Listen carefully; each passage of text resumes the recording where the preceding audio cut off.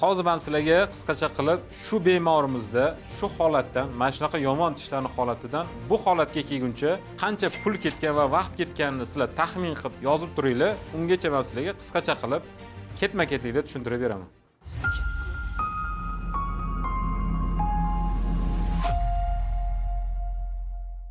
Hammaga salom.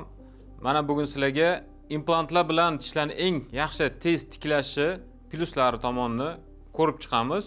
Uning uchun mana hozir bitta bemor misolida ko'rsatib beraman.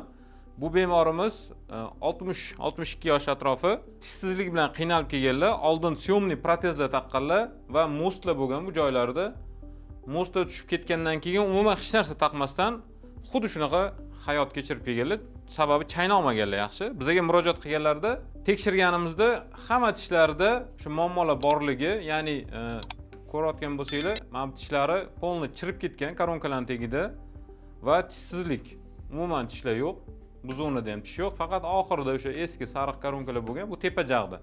Pastki jag'larda, mana bu joylarda ham sariq koronkalar tilla.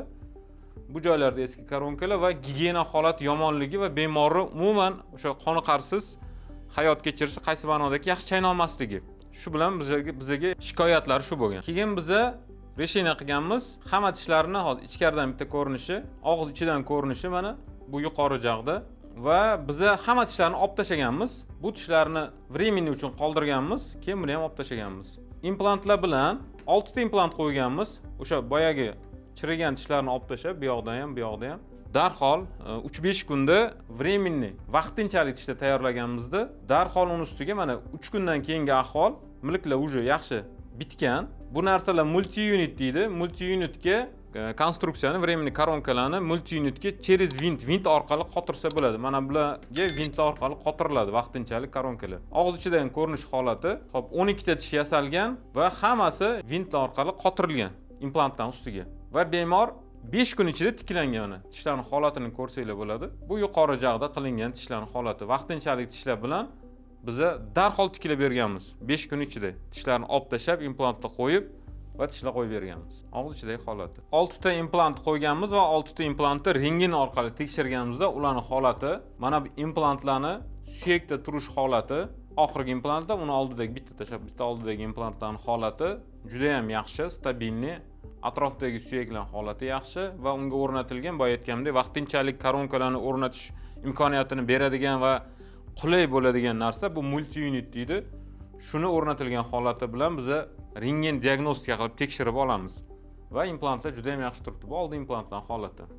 Shunaqa qilib butun jag'i 6 ta implant bilan 5 kunda bemalol tiklasa bo'ladi va bemor bemalol 5-kuni chaynashni boshlaydi. Implantni 3 oylab kutish shart bo'lmaydi va milklar holatiga e'tibor bersanglar 5-kun uchun juda ham zo'r.